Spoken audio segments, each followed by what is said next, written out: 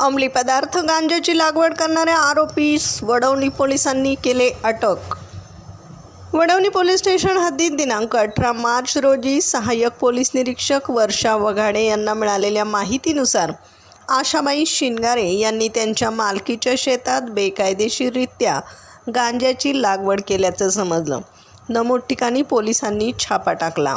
लोणवळ शिवारातील गांजाची झाडे उपटून वजन केले असता त्याची किंमत 5,49,000 इतकी असल्याचं समजलं।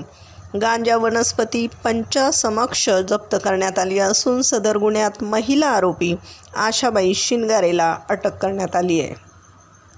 आरोपीविरुद्ध वडवणी पोलीस ठाण्यात गुन्हा रजिस्टर नंबर 47 नुसार गुन्हा दाखल करण्यात आला आहे।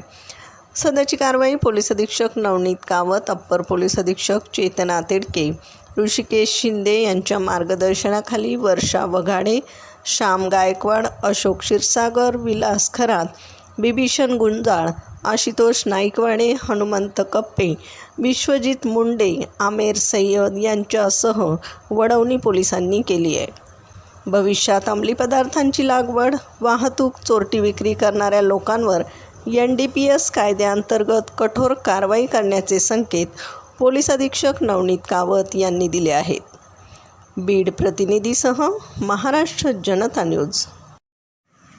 महाराष्ट्राचा बुलंद आवाज, क्षणोक्षणी अपडेट, सत्याचा निर्भीड शोध।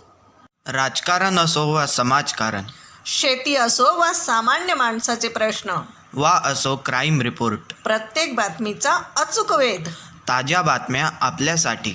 पाहत रहा महाराष्ट्र जनता न्यूज। महाराष्ट्र जनता न्यूज नंबर 1 चॅनल।